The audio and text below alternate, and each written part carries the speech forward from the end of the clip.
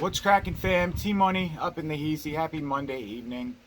Here to bring you guys another collection update. I'm going to kind of try and stick it through this update just because I am like literally, it's been a long day. I was on the phone for like 4 hours at the end of a work day today, and I was just listening to this elevator music on hold for hours, and my head started to throb, and I just felt like I was going insane.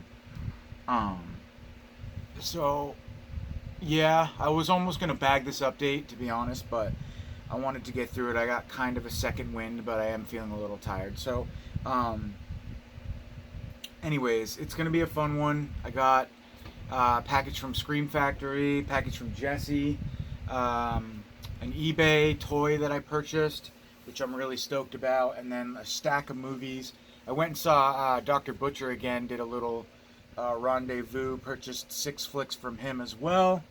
Um, and I think that's pretty much it. So let's get into this. So the first thing that I have, I saved to do an unboxing for you guys is a package from eBay. And once again, I was watching my man Pizowl. Um, oh, correction too. Last video when I was talking about Horror Show Entertainment, that's his old name. It's Horror Show Host. That's the channel that he merged, and the channel that he has a ton of subs, and the channel that currently exists is Horror Show Host. So Horror Show Entertainment is what I knew him from initially, and then come to find out he has like this way bigger channel, and he just merged the two into one. So I wanted to make that clarification because I was wrong about that in last video. But but anyways, yes. This is a package I ordered from eBay. Pizowl does a lot of unboxings or videos where he shows off horror figures and stuff like that, t-shirts, you know, the whole nine. So I caught one of his recently, well, two actually. I've been copying him like a mofo lately. I bought that doll, Living Dead doll from Friday the 13th, and then he showed this off, and I went and bought this. But I needed to kind of grab this because I already have the Friday the 13th version of this particular Mezco toy. So I wanted to grab the Michael Myers version as well because I am obviously a fan of Halloween and Friday the 13th. I just felt like they would look cool together on the shelf because they're both similar figures, but I'm talking about something I haven't even shown you guys yet. So let's get it open and I'll show you guys what I got. So here's a little card from Black Lotus. Thank you. Help us continue to provide you with excellent products and service by leaving us a 5-star feedback. I might do that because this came really quickly and it's perfect. It's beautiful. So this is the Halloween Mezco Michael Myers figure. This is factory sealed. It has not been opened. Go over to... No, forget it. I'll unbox it. I'll show you guys. I was going to say just go over to Pizowl's video and check him out if you want to see a description of this or a better close-up of it, but I'll show you guys. No reason to be stingy and not share the wealth with you guys, or not the wealth, the whatever the word is. See, I suck at opening these boxes, so that's why I don't like opening them, because then it's really hard to get them back and looking perfect. So really cool though, mint condition. Let's get them out of here. Really, really cool. So we got a pumpkin.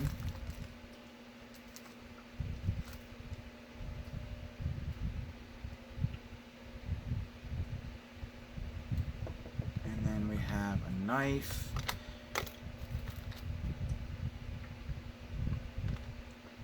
again, we have a hand that doesn't want to fit. So I had messaged Pizzelle and I asked him about the Mezco toys and me having issues with the weapons that they have fitting in the actual mold's hand. And he said he hasn't had that issue before, but at least maybe not this time. But he said try soaking it under warm water, and that might help to stretch it, I guess. Man, it smells like a toy. I love it. You know, like a nice plastic toy from your childhood. I love that smell so much. It smells like KB Toys. But this is amazing. Look at this. Look at Michael.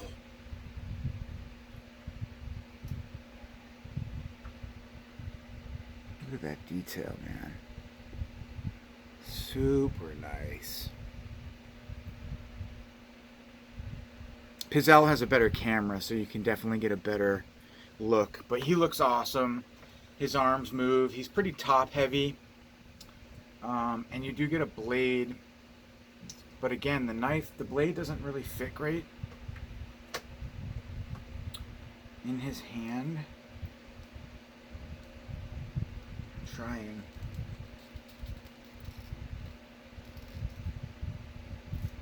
But yeah, it seems like I always have this issue.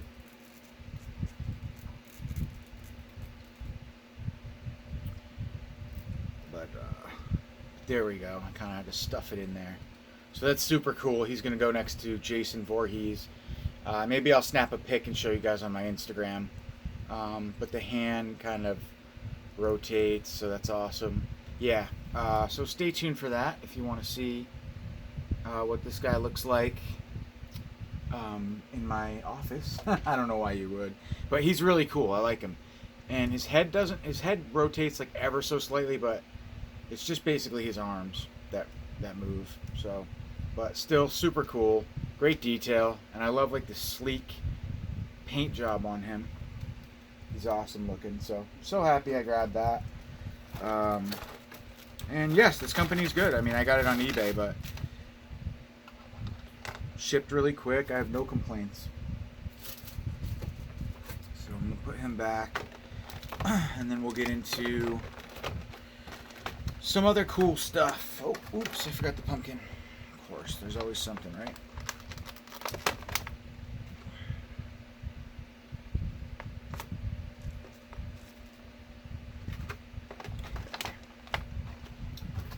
I'm back in his box.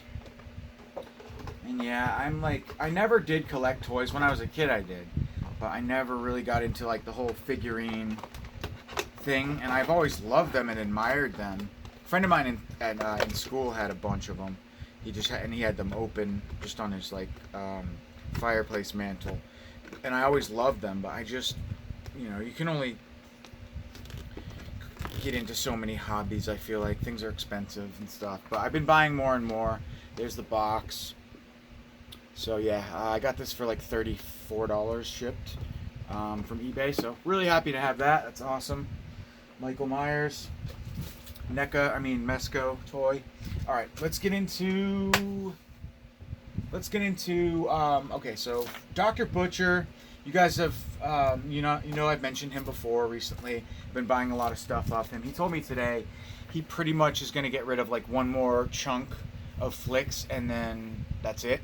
And he said they're not really good, like rare ones or expensive ones or anything like that. So that'll probably be the last time that I buy anything. But he has said that before, so we'll see what happens. But he's gotten rid of a shit ton of flicks. I don't know how many more he could possibly have, but how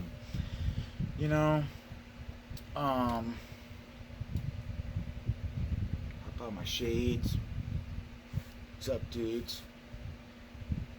The one thing I like about wearing shades in videos is that I mentioned this before, like I feel uncomfortable sometimes looking at the camera, and when I have the shades on, you guys can't see where I'm looking. I could be looking over there, or down there, or up there, or at you. I don't know. You don't know. I feel good. I feel covered, masked, like you can't see me. And it's comforting. I'm not gonna lie. So, but no, I'll take them off. Even though I do have a headache. It kind of help.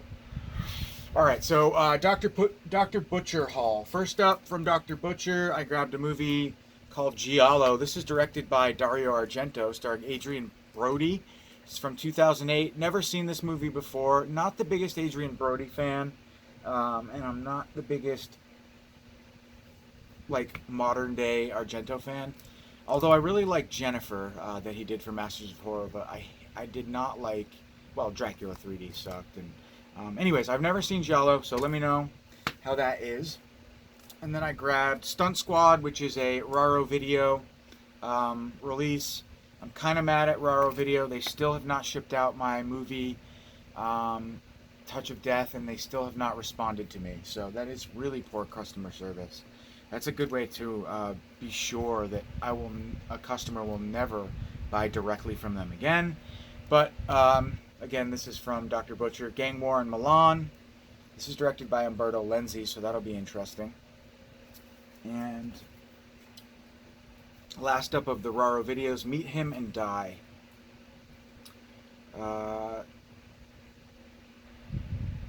Yep, these are mostly just like crime thrillers. So, oh wait, there was one more. Death Occurred Last Night. Really cool release as well. 1970 West Germany, directed by Duccio Tessari. Italian crime and giallo mix. Haven't seen this one before, so awesome. And yeah, I was stoked. I got 3 for $30 he was doing, so I got 3 pretty sweet slipcase editions of Raro Video for $30. That was a good deal, I thought. Alrighty, and last but not least from Dr. Butcher, we got Investigation of a Citizen Above Suspicion. Criterion Collection release, really nice release. He had this one in his last 3 for $30 sale, nobody budged. I figured why not, Criterion for $10. Sounds pretty interesting too. It's about a dude who I guess is a reporter, and he also commits a crime, and he's actually investigating the crime, but nobody knows that he's the actual one. So pretty interesting premise. Yeah, I haven't seen it before. It's from 1970. And it's directed by Elio Petri for Vera Films. So, cool. Stoked on that. Alright, this one is from Amazon. Susan, Sandra, Olga, and Julie. Some sort of horror, sexploitation-esque movie from Cult Epics. It actually sounds pretty good. It's about a group of like horny couples staying in this secluded farmhouse. And a number of killings take place. Yeah, I don't know, just like sexy, lascivious behavior mixed with murder. So I'm always down. I got that from Amazon as well. So they were selling a signed edition on Cult Epic's website, I believe, but I didn't need a signed edition of that. All right, now we get into the Scream Factory stuff that I got in the mail today. The Monolith Monsters, 1950s creature feature. Never seen this one before. The Scream Factory's been kicking ass, putting out a bunch of cool, 50s, 60s monster flicks. There you go. You can pause that, read that on your own time.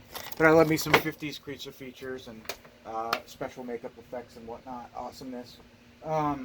So the only other thing I got from Scream Factory is right here. So we're going to unbox this right now.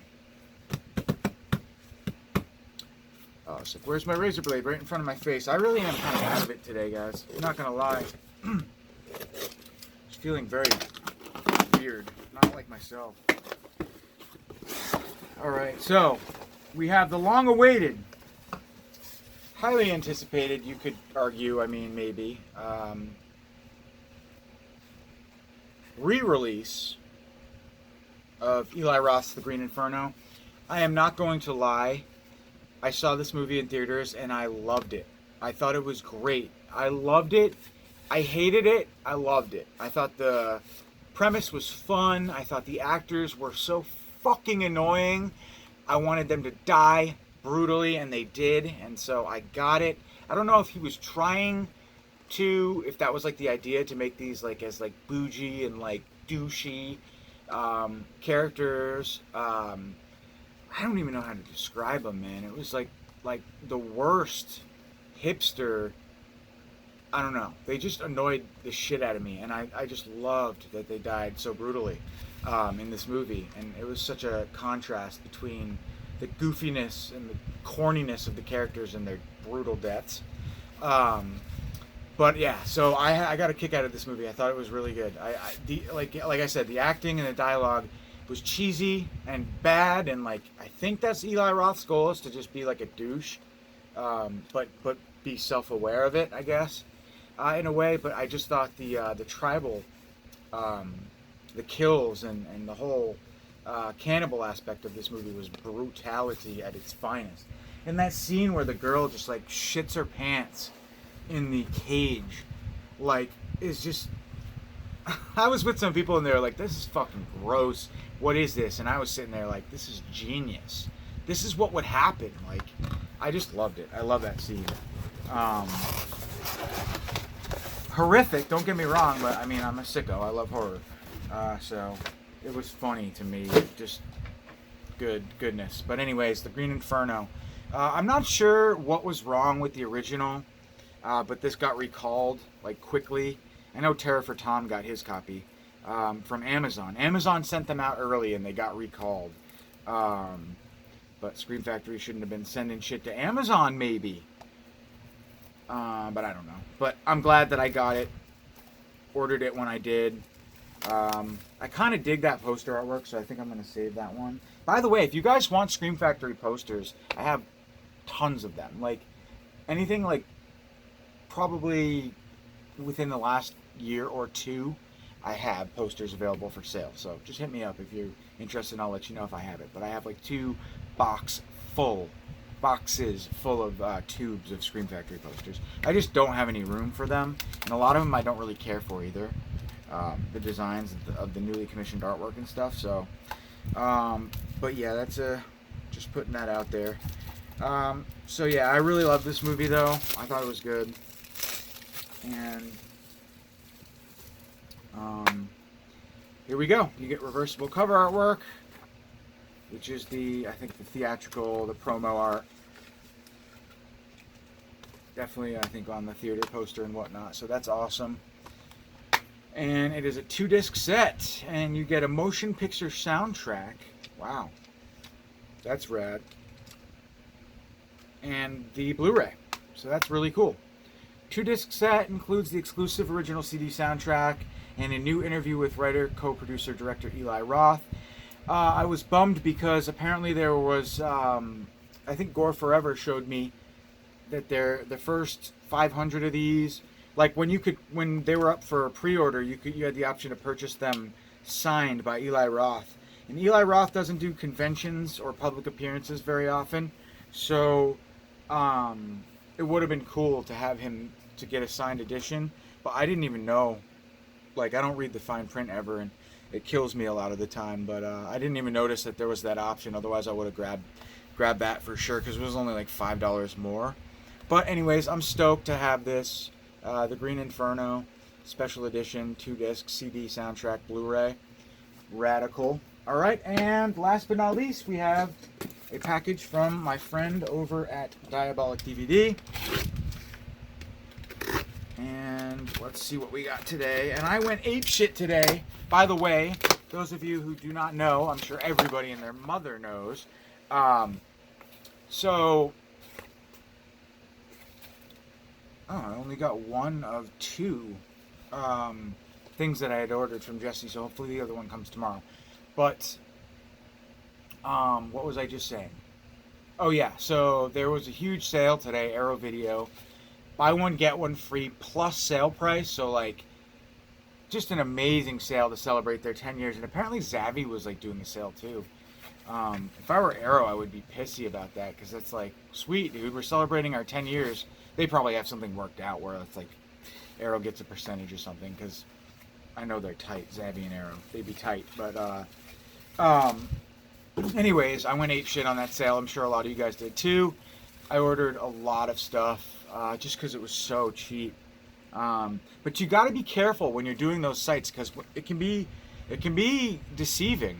For example, if you were to purchase 2, okay, so say you purchase, this is a side rant, just helping you guys out, giving you some stuff I learned throughout my experiences ordering from those sales. If you order two $50 items and it's buy one get one free, and you order two $18 order items and it's buy one get one free, you're gonna get the $18 items for free, not the 50. But if you place the order separately and you place an order for two $50 items, end of order, you get one order, or you get buy one get one free. So you've got to do it separately. And I actually ended up purchasing 3 different times from them today. The first time I did, I had made that mistake. I was like, shit, I just totally lost money by ordering a bunch of things and not thinking like. So you got to think it through. So when you're doing a buy one get one, make sure that you're doing orders separately. If you're ordering expensive products, it's just going to save you money. So that's why I say that. But hope that makes sense. The long-awaited, highly anticipated, the New York Ripper. Well, not so highly anticipated, because I think this has already had a release from Blue Underground. But this edition, this lenticular cover, it's hard to see it, but it's lenticular. This movie is just batshit insanity. Probably one of the sleaziest giallo films I've ever seen. There's a scene involving a foot and a vajayjay, and it's just disturbing, but it's kind of like, it's fucking weird, man. I don't know. I've never felt like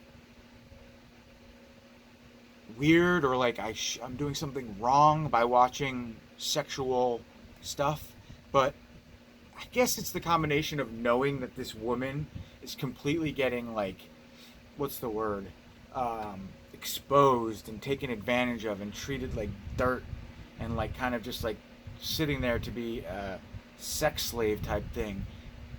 Knowing that and knowing that she likes it, it's something just weird, and not many movies, but I give it credit because not many movies or scenes have ever made me feel that way before about something that I'm watching. It's like, should I be aroused or should I be disgusted type thing.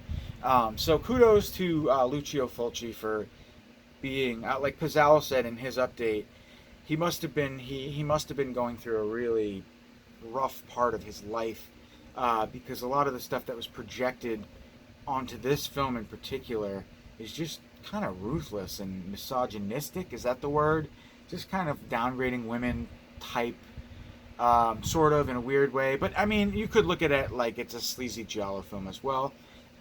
I don't want to talk about it too much, but I love this movie and I hate this movie for those reasons, and also because the killer, he has this crazy MO where he quacks like a duck, and I always just thought it was really annoying. But the scenery is awesome, like the New York City, I don't know where they are. They're on the dock, on the water, and it's just got that city feel to it, that gritty city feel from the 70s or 80s, and they capture it really well. And, you know, some of the kills are pretty brutal, and just, you know, pretty great filmmaking, or just unique filmmaking. Like, something like this, I don't think would get nearly as big of a, like, mainstream exposure as it did back then. Like, this is just not acceptable in today's term. I don't know, but at the same time, today's worse in a lot of ways. But I'm rambling. This movie's pretty awesome. If you love sleazy giallo films with a great New York setting, and good acting, you know, check it out for sure. It's fun, and it's like kind of like an investigative, I don't know what the word is, like a Pieces style giallo where you've got investigators trying to figure out who the killer is and such. It's been a while since I've seen this, but let me shut my mouth now. And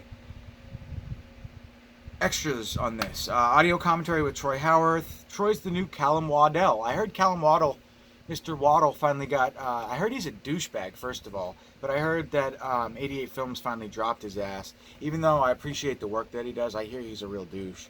But anyways, Troy Howarth, another film historian, but pretty well respected one as well. does an audio commentary. And then there's author of Splintered Visions, Lucio Fulci, and his films. The Art of Killing, an interview with co-writer Dardano Sacchetti. Three Fingers of Violence, interview with star Howard Ross. The Second Victim, interview with co-star Cinzia De Ponti. The Broken Bottle Murder, interview with co-star Zora Korova. I'm an Actress, 2009, interview with co-star Zora Korova. Zora Korova. I'm an Actress, I already said that. The Beauty Killer, interview with Stephen Thrower, another pretty well-known historian, correct? Or incorrect? I don't know. I think so. Author of Beyond Terror, the films of Lucio Fulci. Paint Me in Blood Red, interview with poster artist Enzo Ciotti. New York City locations, Then and Now. Theatrical trailer, poster and still gallery. Amazing. Blu-ray, CD, DVD, triple pack combo with a slipcover and a clear case. You can't go wrong. This is the definitive New York Ripper release. You'd think I was getting this for free and doing Blue Underground a service by promoting this, but nope, I just love these companies. I think they're great, so I'm going to support them. Awesome. Really happy to have this, so grab it while it's hot, guys. This is limited for sure. It's not numbered, but it's definitely a 3-disc limited edition, and it probably will sell out, so go grab 2 copies. One for your, what's the word? Doesn't matter. Go get it. Bye. Have a great night, guys. Talk to you soon. Peace.